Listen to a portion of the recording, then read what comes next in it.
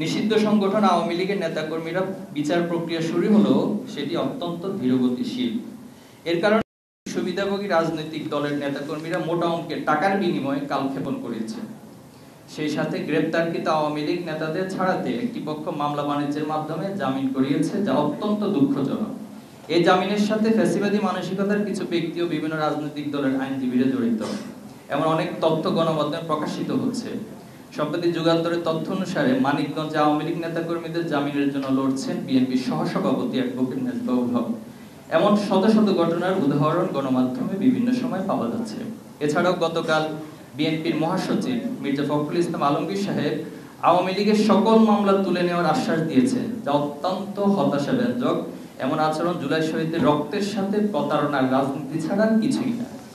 প্রিয় সাংবাদিকবৃন্দ, আগামীকাল ফ্যাসিস্ট শেখ হাসিনার বিচারের রায় ঘোষিত হবে। ইতিমধ্যে নিষিদ্ধ আওয়ামী লীগের নেতাকর্মীরা বিভিন্ন স্থানে ভাঙচুর, অগ্নিসংযোগ, হত্যাকাণ্ডের মাধ্যমে জনমনে আতঙ্ক সৃষ্টি করছে। গত 2 দিনে এই সন্ত্রাসী সংগঠনটির দুর্বৃত্তরা 15টির অধিক বাসে আগুন দিয়ে পুড়িয়ে দিয়েছে।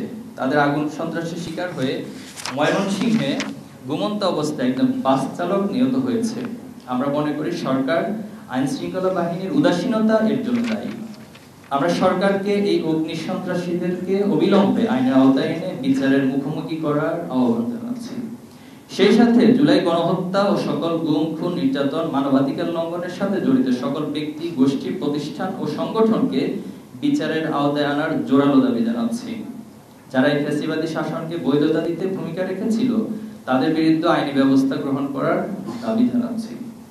আগামীকাল 13 নভেম্বর আন্তর্জাতিক ট্রাইব্যুনালে খুনি হাসিনার বিচারের রায় ঘোষণা করবে। এই প্রেক্ষিতে নিষিদ্ধ আওয়ামী লীগের কিছু নেতাকর্মী ঢাকায় লকডাউন নামে কর্মসূচি দিয়েছে। আমরা তাদের স্পষ্ট জানিয়ে দিতে চাই, নতুন বাংলাদেশে ফ্যাসিবাদ ও অরাজকতার কোনো স্থান নেই। দেশের শান্তি শৃঙ্খলা বিনষ্টের যে কোনো প্রচেষ্টা ছাত্র সমাজ ও জনগণ প্রতিহত করবে।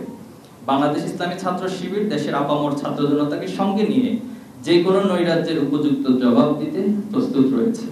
প্রিয় সাংবাদিকবৃন্দ, দীর্ঘ ফ্যাসিবাদের জাতাকল থেকে অনেক ত্যাগের বিনিময়ে আমরা নতুন বাংলাদেশ পেয়েছি। এই বাংলাদেশ রক্ষার দায়িত্ব আমাদের সবার।